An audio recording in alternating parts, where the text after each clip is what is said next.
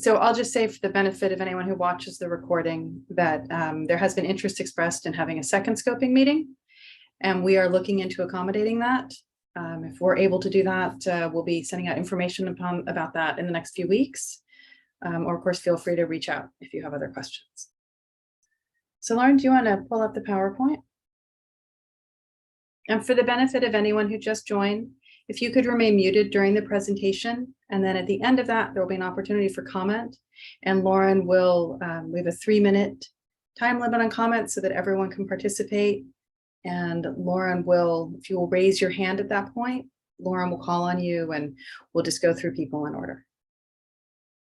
So thank you very much for coming to the scoping meeting. Again, this is the scoping meeting for the Program Environmental Impact Report for the 2025 Regional Plan. We're at the very early stages of this, so the very, very beginning. Next slide, please.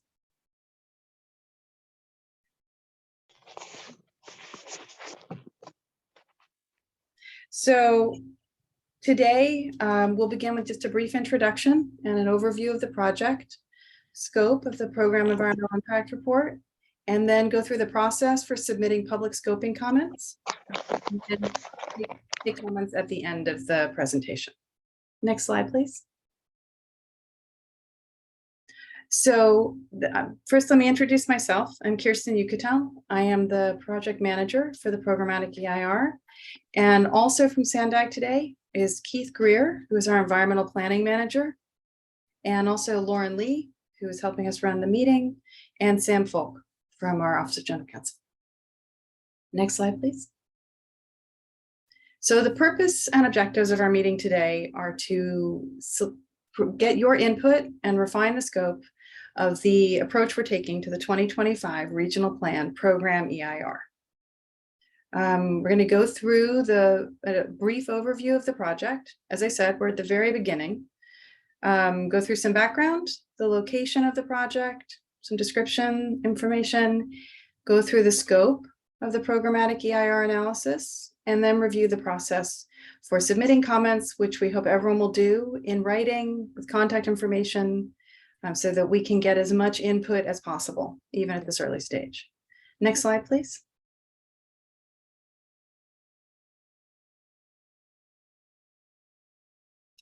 So the project overview.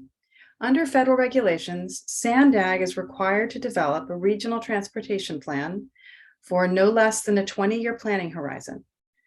We develop these every 4 years, and the RTP, as it's called, it must include long-range and short-range strategies and actions so that we can develop an integrated multimodal transportation system, and that is to facilitate safe, efficient movement of people and goods, and it's expected to address both current and future transportation demands. We also, under federal regulations, must make an air quality conformity determination in accordance with the Clean Air Act and EPA regulations. Next slide, please.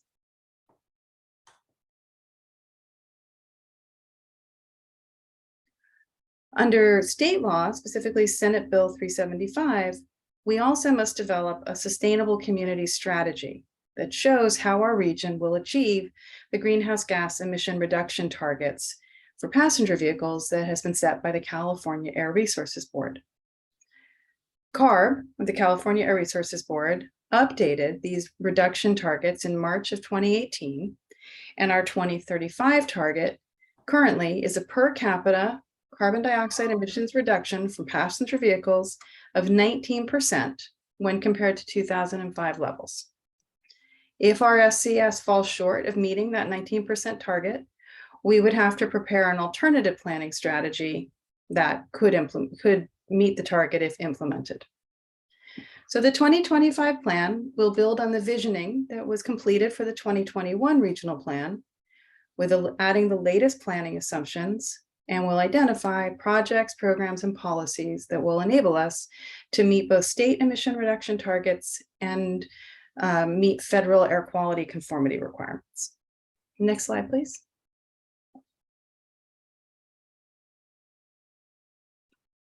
The project location is the region of San Diego County, including all 18 cities and unincorporated areas, as reflected on the map. Next slide, please. So now I'm going to move on to the project description. So as I said, we're at the very beginning stages for the programmatic EIR, and the same is true for the 2025 regional plan. It will consist of an RTP and an SCS that identify the future of our region, our investments, and our growth. Will be a 20-year plan plus with transportation projects, the growth forecast, forecasting the development expected in our region, and supportive programs and strategies. As I said earlier, we are required to update the regional plan every 4 years, consisting of these two components of the RTP and the SCS. And the most recent plan was adopted on December 10th, 2021 by the SANDAG board. When it adopted the plan and certified the final EIR for that plan, we expect the board will consider adoption of the 2025 regional plan and the accompanying EIR in late 2025. Next slide, please.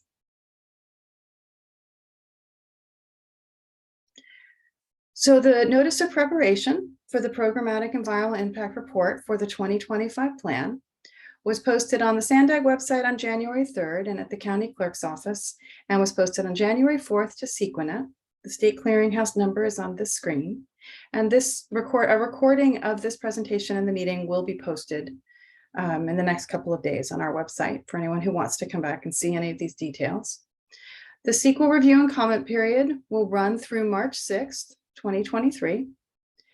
As I said at the very start, there has been an interest expressed in a second scoping meeting, so there will be more information on that in the next few weeks. And today we are seeking feedback on the scope and content of what you believe we should consider in the draft program environmental impact report for the 2025 plan. Next slide, please. So the scope of the programmatic environmental impact report begins with the environmental impacts that we analyze pursuant to CEQA. We will analyze impacts to the resource areas listed below: aesthetics, agriculture and forestry, air quality, biological resources, cultural resources, energy, geology and soils, greenhouse gas emissions, hazards and hazardous materials, hydrology and water quality, land use planning, mineral resources, noise, population and housing, public services, recreation, transportation, tribal cultural resources, utilities and service systems, and wildfire. Additionally, the EIR will address cumulative impacts and growth-inducing impacts. Next slide, please. In addition to that environmental analysis and cumulative and growth-inducing analysis, we will also analyze a reasonable range of alternatives to the 2025 regional plan that would feasibly attain most of the project's basic objectives, while also being able to avoid or lessen the impacts on the environment of the project.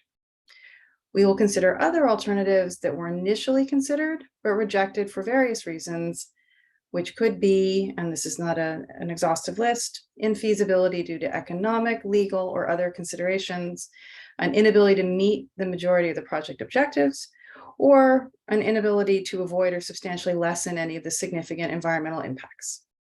And as part of the scoping process, today and during the comment period, we are seeking input on alternatives as part of this process. Next slide, please. So the process for submitting public scoping comments. Here is a timeline. This does not include the potential second meeting, but beginning with the NOP being published on Sequonet, today's scoping meeting, the scoping comment period runs through March 6th, 5 p.m. That day. And there, the email where you can send comments or the address where you can mail comments will be on a later slide.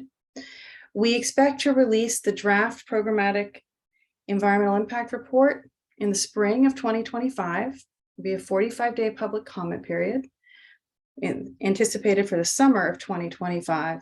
And then the release of the final environmental impact report and our responses to the comments we have received that fall, subsequent to which the board will consider adoption of the plan and certification of the EIR. Next slide, please. There will be multiple opportunities for public participation. Comments again can be submitted until March 6th. Please do include a contact name when you submit your comments by mail or email. There will be another opportunity to comment on the draft environmental impact report when it's released in the spring of 25, and we will include written responses to all comments received on the draft environmental impact report and the final version of the document. And then comments can, of course, be provided to the board of directors when they deliberate on the plan and the environmental impact report in late 25. Next slide, please.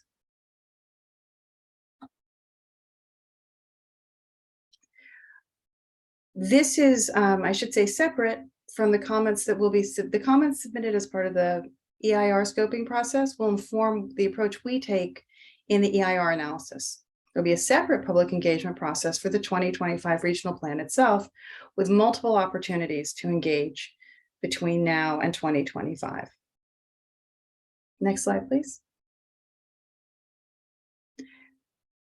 Also throughout 2023, Sandag will be working on a supplemental EIR for an amendment to the 2021 regional plan.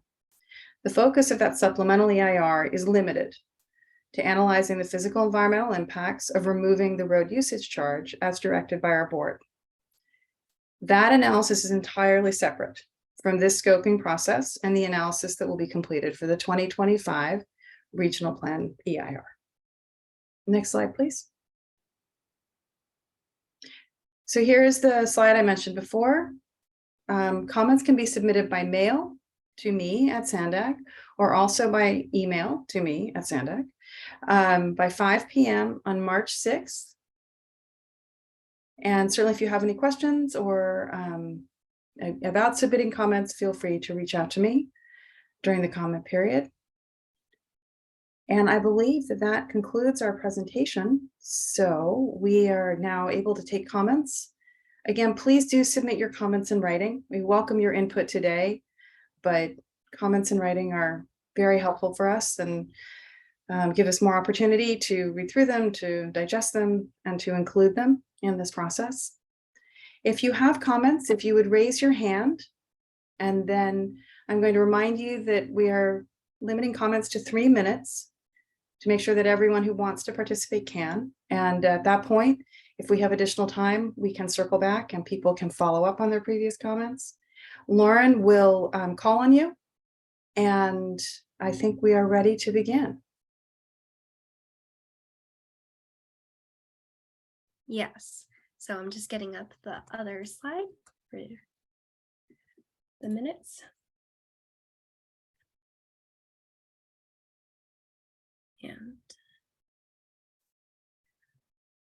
And Bill Tippett was first, and then we'll go with Mike Bullock. Just give me 1 second.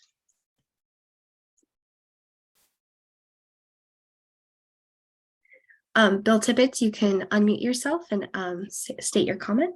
Okay, thank you. Thanks, Kirsten and everybody. Maybe you can just quickly clarify, because not everybody on this call may know, but once you've issued the notice of preparation, does that set the baseline for what the existing environment is? And the reason I'm asking is because for the previous RTP, there were a set of specific GHG reduction targets and all that. The state had goals for overall greenhouse gas reductions within the state and regions and all. So can you quickly kind of give us a sense of if there are any fundamental changes in the standards that the 2025 RTP would now have to achieve versus the 2021 RTP? Just generally. Generally, I do not believe so. Our baseline will be set as 2022. Although this meeting is obviously in 2023, our baseline year will be 2022. And a great deal of new data is being developed and has been gathered. But as far as the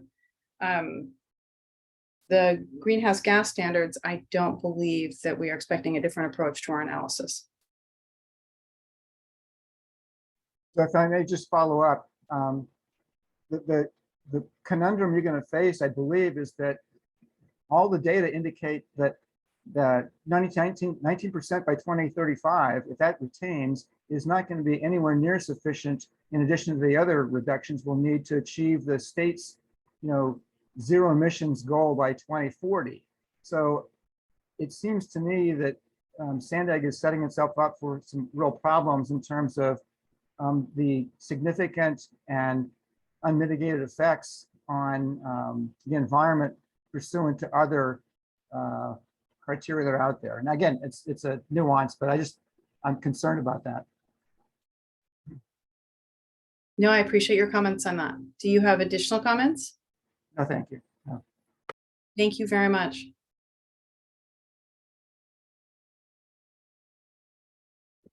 Now, Mike Bullock, you can state your comment and I will begin the timer. Okay, unmute. Yeah, thank you very much. I'm going to say the same thing I've been saying since 2007.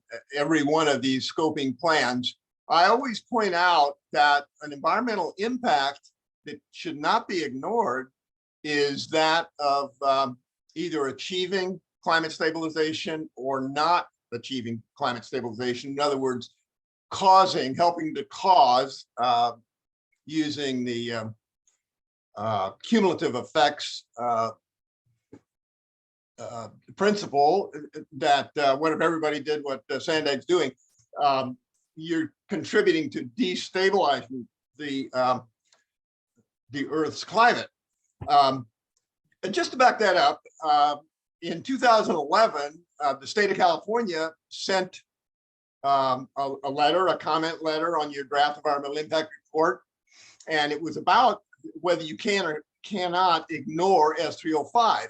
But the important thing about Attorney General Harris's letter statement there was that she said climate stabilization is an objective of CEQA. So you've never been right to ignore it, and you should not ignore it now. Of course, if you don't get sued, that's fine. No environmental organization seems to understand this principle. So you may get away with it once again. But from a legal standpoint and from a moral standpoint, there's no way you can ignore that particular environmental impact. Now, it's rather comical, your list of impacts that you're going to study, because some of them are things like aesthetics, and then on that list is something that looks very harmless. It just fits in with all the other things, and it's GHG. But GHG is really very different, because our atmospheric CO2 is at 420 parts per million. It should be at 280. That's deadly. The Secretary General of the UN has said we are dangerously close to the point of no return. I also like another quote. I got to throw it out here. He says that we are driving to climate hell with our foot on the accelerator. It's like, he's a very principled man, and he also deals in facts. And so you're ignoring the fact that this plan probably contributes to destabilization, and people need to know what destabilization means. Scientific American has used this phrase to describe it, a devastating collapse of the human population. We are talking about human extinction here, and extinction of species. You can list them out, aardvarks to zebras. That's because I'm wrong if you talk about microbiology. We're not going to sterilize the planet, I guess. There's a lot of life forms that are microbiology. So just to be clear on that, I say most life forms, but I'm talking about the things that we know. But that's a very important environmental impact. And so you can't ignore an environmental impact report just because it's convenient and because it's horrifying. The thing is, people would read that analysis of whether you're contributing to stabilization or destabilization, and they would learn something that would cause them to change their opinions about what policies are reasonable. And let me talk a little bit about policies. CARB just came out with a scoping plan, and it's pretty shocking. I mean, it's on my side, not on the side of doing very little as possible at 19%. one of the things they say is authorize and implement roadway pricing strategies. This is under objectives to achieve the vision, which the vision is success, and it's car parking, and it's pricing of driving, and that's what they say. They say pricing strategies may take many forms, can include fees for miles driven, according fields, and parking fees. Anyway, I guess I'm out of time. There's a lot more that I wanted to say, but 3 minutes is 3 minutes. That's fair. Thank you very much. Thank you very much for your comments. Thank you. And then now we'll go on to Steve Gold. Hi, thank you for holding this meeting and soliciting our input. I really have a question more than a comment. And whoops, okay. The timer seems to be misfunctioning. Anyway, I probably won't need all my time. My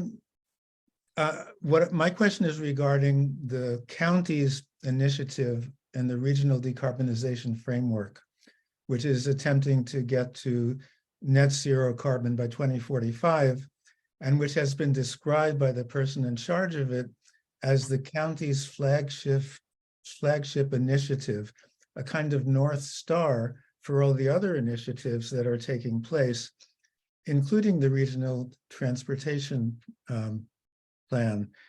And so that program is going to be finished this spring. They're working on what they call now the implementation playbook, after describing all of the evidence and the need for really bold action. And it is really the most far-reaching and boldest attempt to get us to change the way we're doing things. In fact, an earlier version of it had said that the 2021 RTP was a great start, but it didn't go nearly far enough. So my question then is, to what extent will SANDAG be cooperating or working with or learning from or advising the county as it works on the regional decarbonization framework? So thanks for taking my question. So for the environmental impact report, we'll be taking the 2025 regional plan and the planning efforts that have been made on that, and that will be the project we analyze. And then we will develop alternatives that will seek to minimize impacts beyond what the 2025 regional plan impacts might be. So I can't really speak to whether we would incorporate or learn from at this point other efforts, but there will be an effort to analyze the physical impacts of the 2025 plan and then look at opportunities to minimize those impacts with other policies or strategies.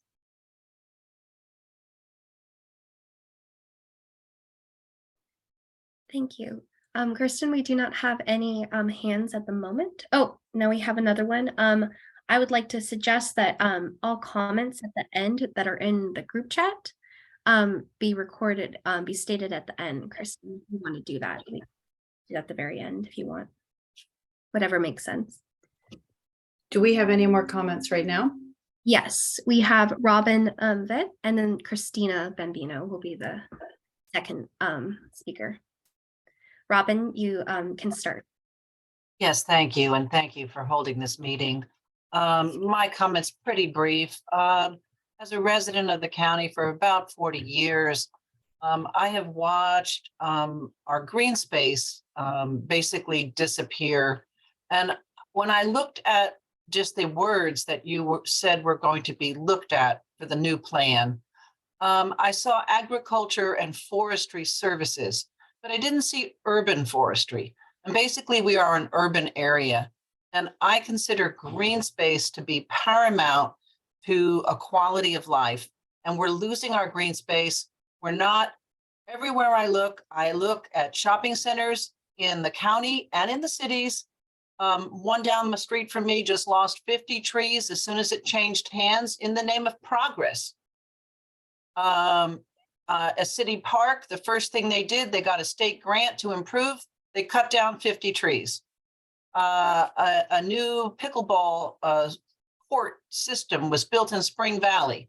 And somehow it had sat there for 20 years and the developer got permission to cut down another 50 trees before opening it. This has to stop. We're never going to backpedal enough to solve all this technology if we don't have better zoning and better planning that stops that type of development from happening in the name of progress. And they're just incidental, but I think it's a result of the fact that there's not enough government oversight to development to keep our green space from falling backwards. 3 or 4 gone for every 1 planted. And so I just feel very strongly that our wording needs to be green space, landscaping, and urban forestry as a main part of any kind of environmental impact report. And it's not just native plants, because people in the quantity that we're here are not native either. So we must adjust. Thank you. I really appreciate your comments. And I for both you and Mr. Gelb and Mr. Bullock before and Bill Tibbetts, I would encourage you to please put them in writing and send them so they're part of the written record as we move forward with this process. Now it is Christina's turn. You can unmute yourself and I will start the timer. I wanted to say thank you. I'm so honored to be listening to you guys. You sound so passionate. And I wanted to amplify what you all are saying about the environmental climate resiliency that all of our communities need. I wanted to be brief and just also amplify and hope that we can encourage vocabulary on restorative, regenerative neighborhoods and communities for all, and equitable watershed management for all watersheds, because our mountains are not cold enough to maintain our snow caps. We need to make sure that all neighborhoods have equitable access to disaster preparedness. So, and how do we enable community-led climate action? Thank you so much again for the time and making space. Look forward to learning and hearing more. Thank you for your comment. And again, please do submit it in writing as part of this process.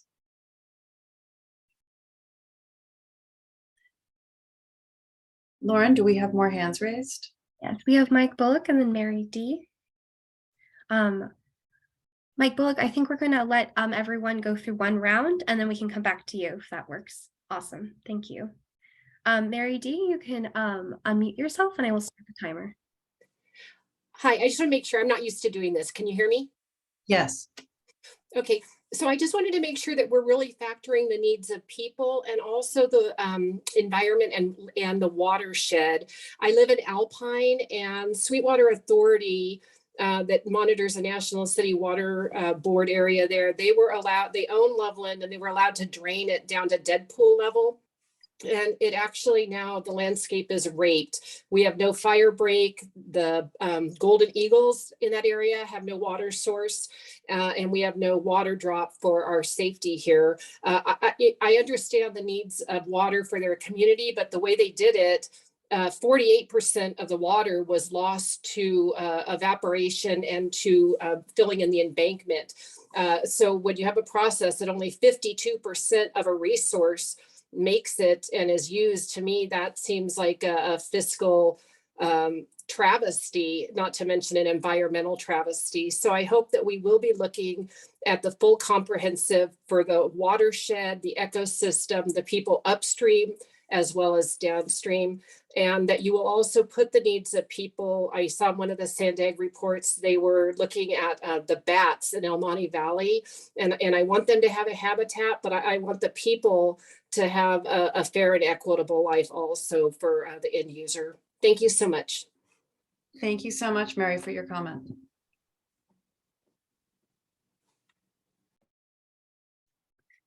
Do we have any new hands raised, Lauren, or? No new hands, but we do have Mike Bullock. Yes. So I'll start the timer, Mike, and you can begin. You can unmute yourself. Okay, yeah, I want to say one word about this resiliency, because resiliency, it makes it sort of sound like, you know, the climate's going to get real bad, but we're going to be resilient and we're going to survive. That's not actually possible. If you destabilize the climate, And again, the Secretary General said we're dangerously close to the point of no return, and that's exactly what he's talking about. If you destabilize the climate, then anything you do will be overcome. You know, you can build big barriers so you think your Manhattan won't flood, but no matter how big you build them, there's a lot of ice it's going to melt, and it will all happen. There's no bounding condition, nothing that's going to save us. There's enough methane in the permafrost, just as an example, to fry us 5 times over. I mean, we are living on a methane bomb. That's just the way it is. We don't want to melt the permafrost, and we're melting it, but at a fairly low level. But if that level gets too high, we are out of luck. So I want people to realize that. And I also want to be clear about what has to be in the scope. You're going to have to talk about how you do stabilize the climate, and what the climate scientists are saying, different interpretations, but by 2030, I believe they're saying if you want to have a reasonable chance of not destabilizing the climate, we need a reduction of the industrialized world 80% below what we emitted in 1990. Now, people know right now the state mandate is half that, it's 40%. The state wanted to move that to 55%. What they're doing is they're getting a bigger and bigger percentage of surviving. If you knew a plane was going to crash and with a 5% probability, would you get on that plane? 10% probability, 20% probability? You know, we can achieve less and take a bigger chance. That's really what this is about. I have a master's in engineering. This is a stochastic process going on here, and so it's a little confusing perhaps. The state missed getting it to 55 by 3 votes. One of the losers here, one of the people that joined in killing it was our Senator Ben Waso, by the way. You know, it seems to be profitable, and it, you know, people don't know what we're up against, and that's Sandag has a lot of responsibility for that, because your environmental impact reports don't include the scope of discussing climate stabilization, destabilization. That's it. Thank you very much. Thank you very much, Mike. Thank you.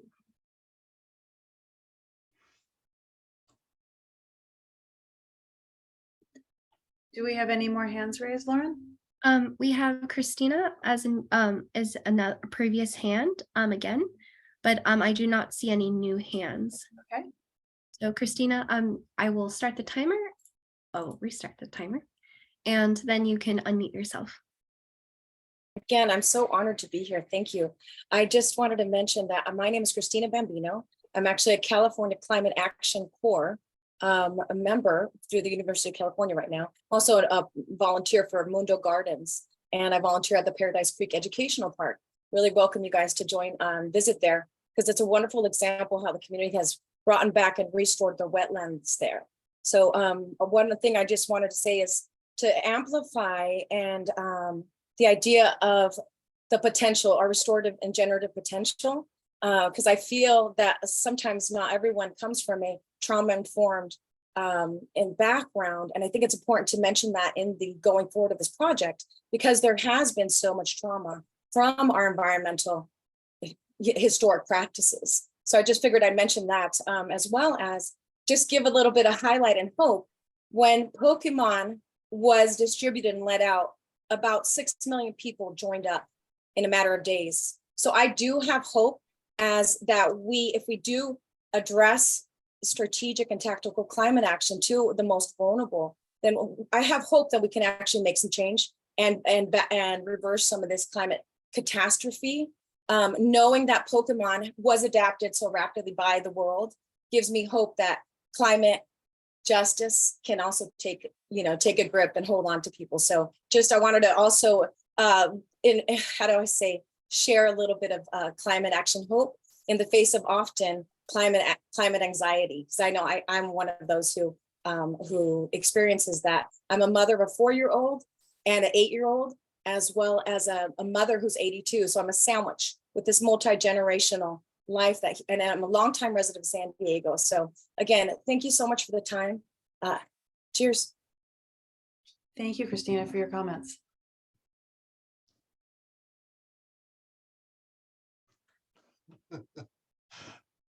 Okay, we have B. Miller and Janice. I can't remember who hands raised first. Kristen. I think B's hand was up first, so maybe we can start with B. Mittermiller and then go to Janice. Okay, perfect. So B, I will start the timer and you can unmute yourself. Hi, thank you for having this meeting and taking comments. Something I wanted to bring up was the fact that there will be some new members on the board of directors of SANDAG.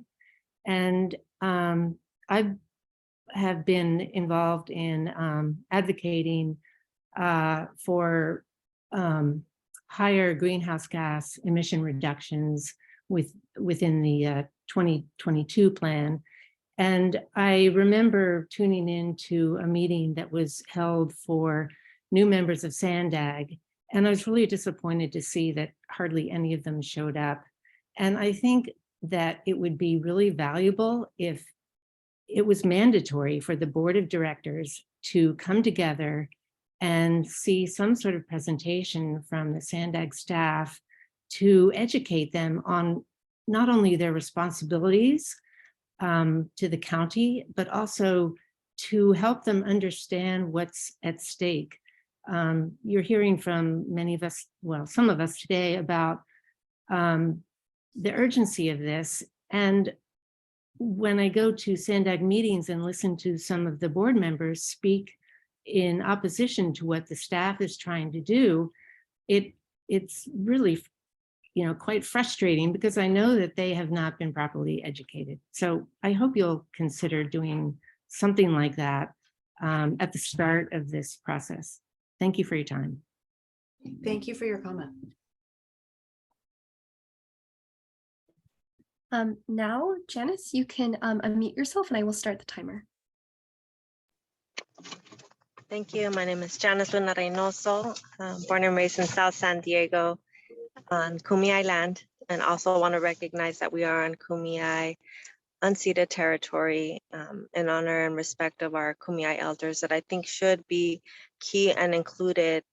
Also mentioning and honoring that we are on Kumeyaay territory, especially when we're talking about climate, when we're talking about environmental justice and social justice. I grew up in National City and southeastern San Diego, areas where redlining was practiced historically. Environmental racism still affects us. So really being culturally responsive in your outreach and including those communities that are already suffering the ills of environmentally racist practices, and learning from what we went through where our children can't breathe because they have the highest asthma rates, and seeing how that is going to then affect the more affluent community. So we are in a climate crisis, also learning from our experience, but prioritizing us now, also in hopes that you're not going to be affected just as much as we have with the poor decisions or the decisions that were made historically or that continue to be made that impact us.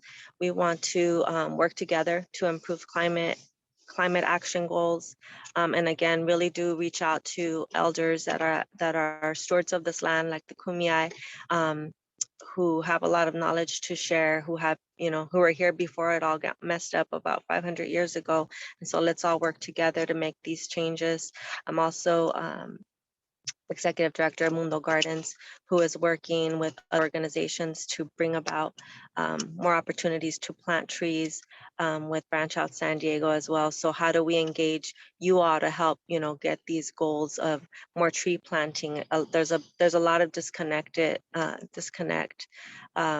the goals. So making sure that you're also supporting those local agencies and smaller nonprofits, grassroots nonprofits, and environmental justice orgs to do their work instead of reinventing and really not block what is being advocated for. That would be a great help. Thank you.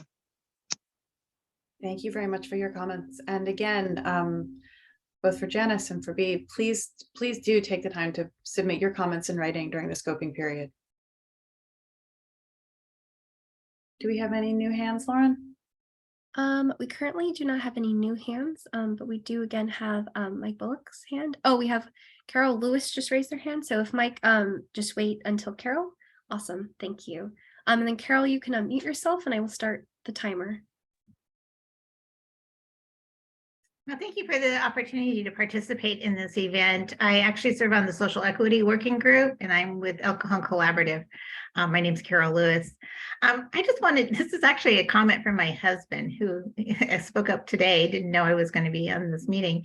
But he's now newly retired this last year. So he sees a lot more of the social media posts with Nextdoor and group posts on Facebook. And being in East County, we saw during the vote for the regional plan last year, the amount of misinformation that went out and how much fast it spread. So I'm just thinking that we really need to look at some of these other avenues on sharing correct information and getting the correct information out there, because the misinformation just spreads like wildfire. And you know, the vehicle miles traveled, I mean, that one is the biggest one that continually, at least 2 or 3 times a week, pops up. And so I just really think it's really important to continue to spread the information, the correct information that is out there. So, you know, make sure that you're using your community-based organizations, make sure that you're looking at social media and what social media avenues are out there.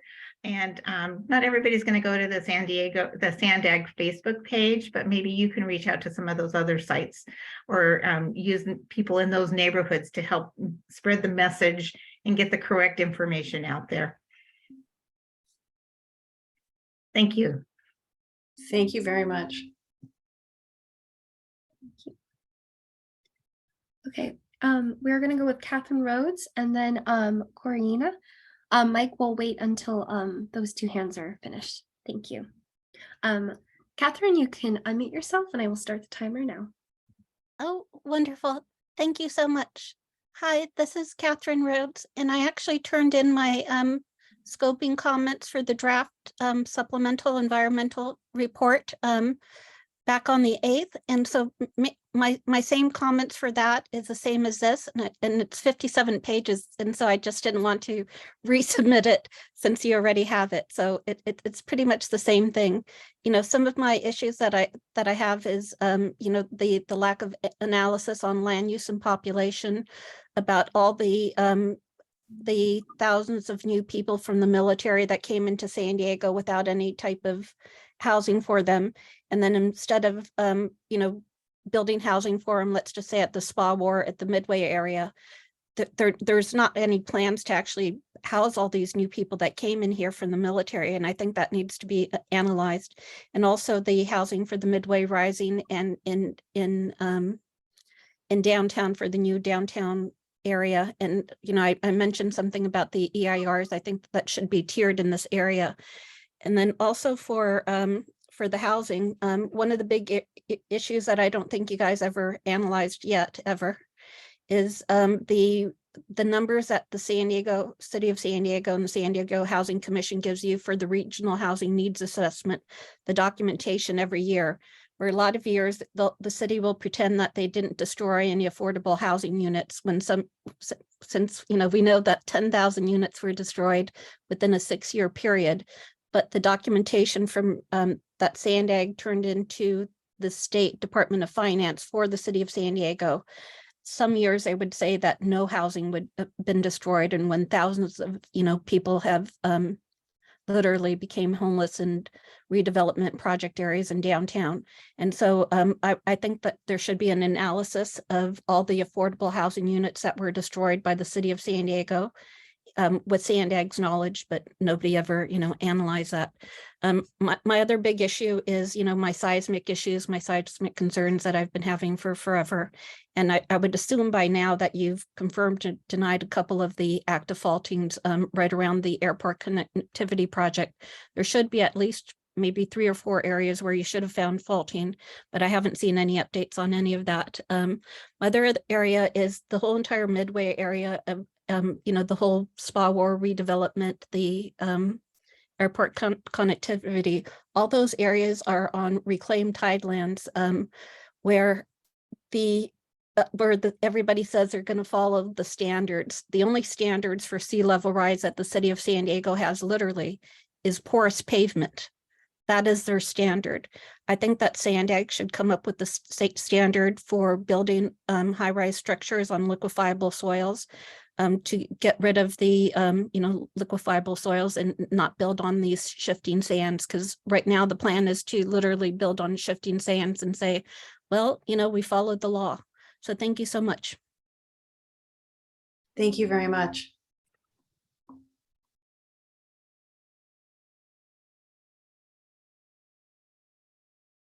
Okay, great. Now we are going to go with Karina and then Mike Bullock. You can unmute yourself and I'll start the timer. Awesome. Thank you. My name is Karina Contreras. I'm a transportation policy advocate for Climate Action Campaign. I appreciate the opportunity to review the EIR and all the comments that the public has made thus far. I just want to make a general comment that it's going to be imperative that Sandag work closely with the County of San Diego, especially when it comes to unincorporated areas. There isn't enough ways for us to reduce our greenhouse gas emissions from the transportation sector. The transportation sector is the leading sector in greenhouse gas emissions. So, we have a lot of areas throughout the San Diego region where there's no connectivity whatsoever. So that's going to be critical to either have, long-term plans for fixed routes using light rail, or in a sooner time frame to have a BRT, a bus rapid transit system, and in the even shorter term to have micro-mobility and micro-transit to connect folks. When it comes to communities of concern, one of the big issues is there isn't enough active transportation programming set aside in Sandag. There's not enough funding for it. That funding needs to increase. We need to get to double digits as soon as possible if we seriously want to help mitigate the longstanding issues of air pollution and lack of tree canopy and lack of accessibility and safe walking and cycling for us to actually have a comprehensive multimodal system. And then when it comes to creating transportation corridors, just talking about the tree canopy again, we need to understand that it's only going to continue to get hotter and hotter. And especially the further inland we go, where there's transportation corridors that have no tree canopy, it really isn't setting us up for success. So in communities of concern, there's always a lack of tree canopy, and that needs to be addressed quickly and systematically. Thank you for the time. Thank you very much. Thank you. So we have Mike Bullock and then we have Christina again. Kristen, I'll let you decide on timing. I think we should have enough, but just in case, I'm going to default to you. Sure. If you can just be brief with your comments, I want to be sure we have time to read the comments from the chat into the record so that everyone has the benefit of those as well. Mike, do you want to go ahead? Yeah, I'd like to comment on some of the people that have spoken. Everyone is excellent here. We're all of us the same mind. There's nobody here saying widen freeways because we don't have a climate emergency, a code red climate emergency. I think everybody understands we do have a code red climate emergency. And I didn't make that phrase up either. That's the Secretary General of the UN. But Carol made such good points. We need to educate our neighbors all the time. And there's a lot of demagoguery out there about the road use charge. It's called tax and track. It's taught, you know, just appealing people's fear. And there's too much of that. The state road use charge does need to replace the state gas tax, and it needs to happen right away.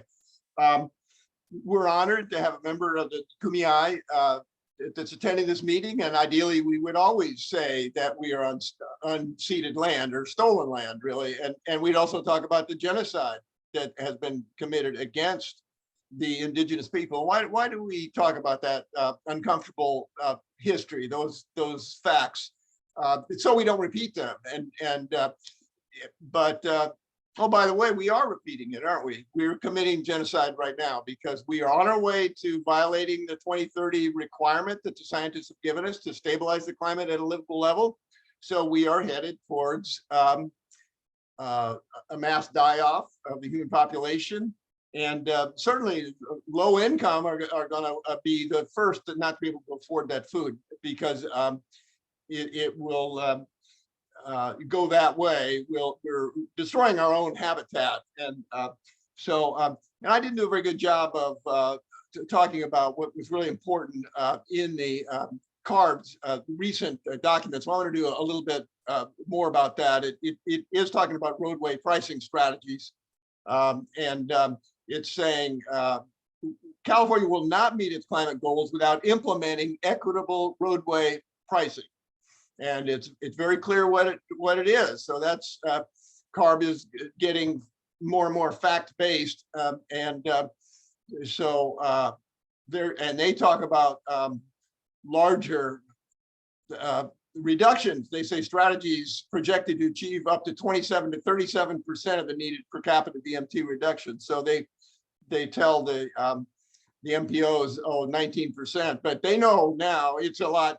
They should have given much larger values if they want to support climate stabilization. I think that's what they're talking about. They never mentioned that phrase. Attorney General Harris did.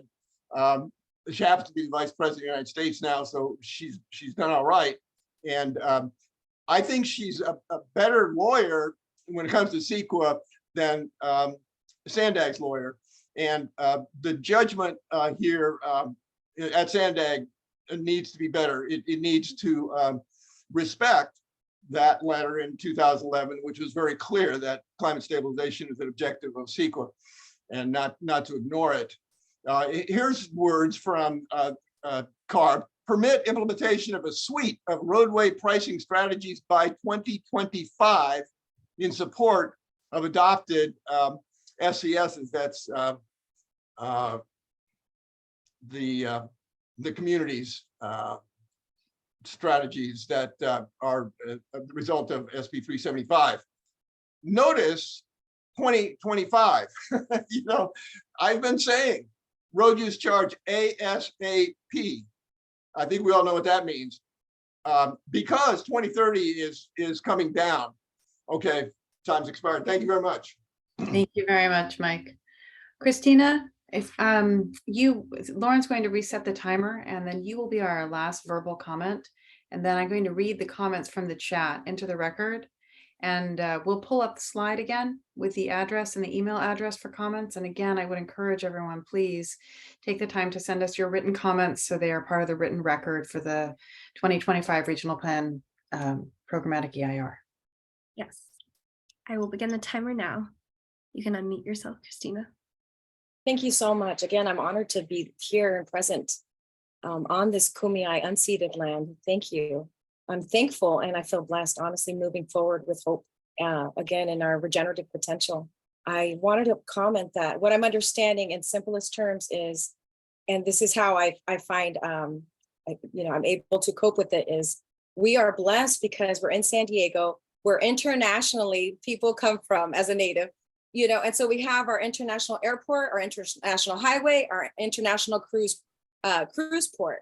So granted, we have to go above and beyond to reverse some of that climate catastrophe that's hit us. I wanted to amplify what a speaker spoke earlier and mentioned how communities of concern often get left out very specifically with Mundo Gardens on the corner of Palma Division is a brown space that for 30 years, the community's been asking Caltrans, somebody, please, let's convert this brown space. So if there's anything that Sandag can do to be strategic and tactical about responding to and preparing for climate resiliency and climate disaster, equitable climate disaster preparedness, is please let's address our brown spaces with community-led empowerment. If that includes creating mulch and composting areas for all communities, then let's enable that, because it doesn't make sense to be wasting energy to taking everything to a landfill when we need that here on the land. Thank you again for the time. I really am thankful. Cheers.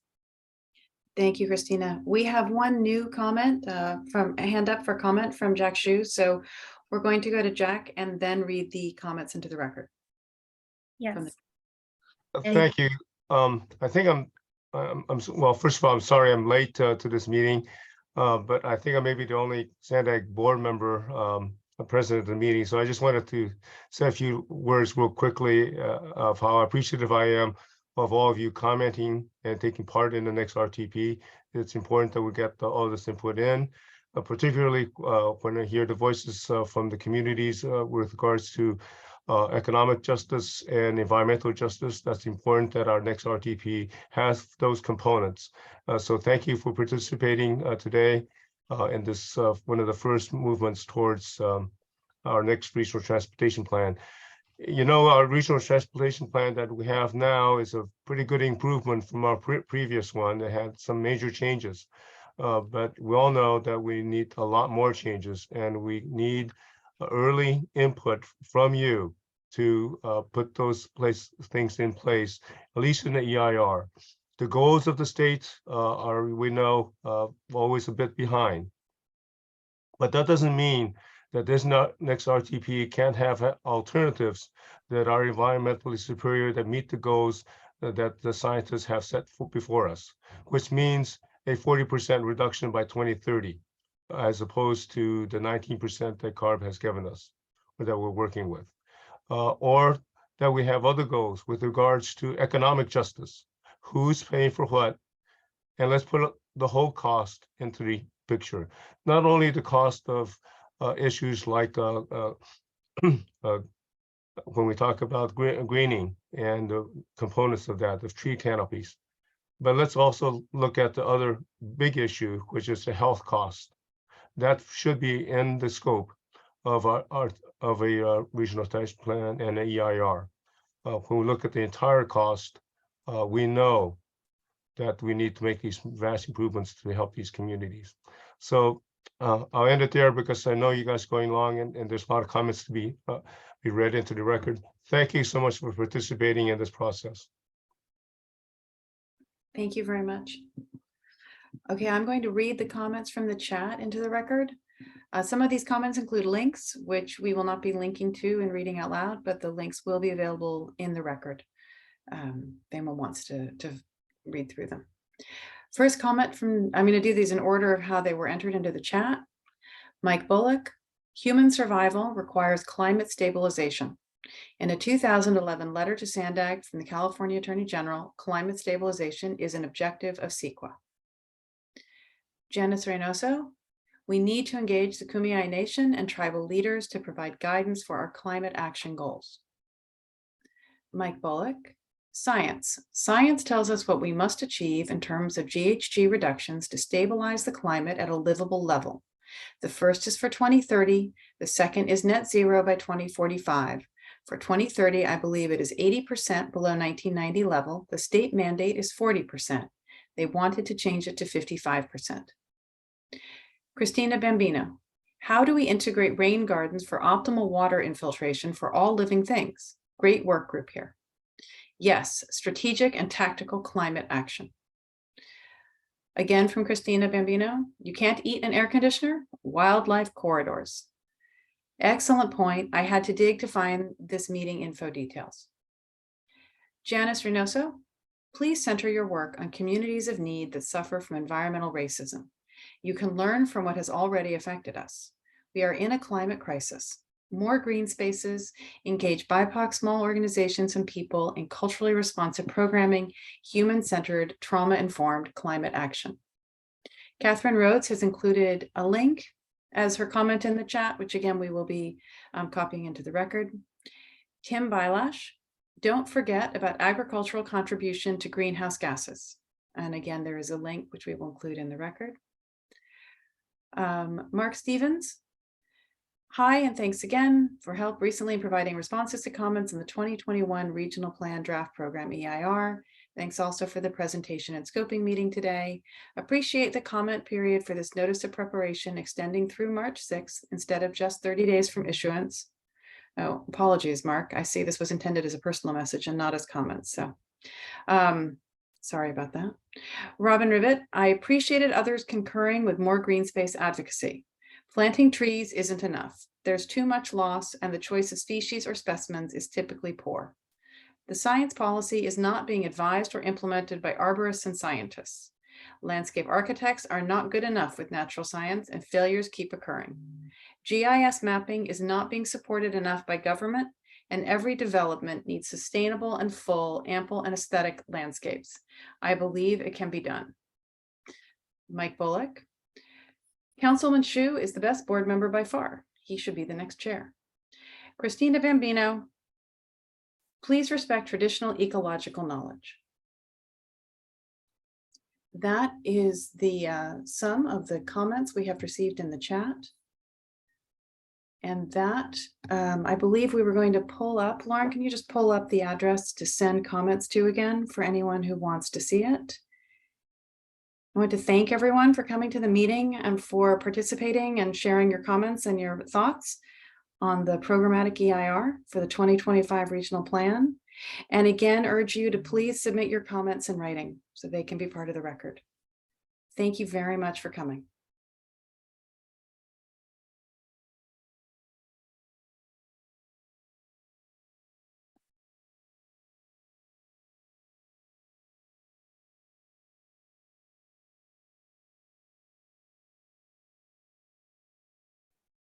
I'm going to stop the recording.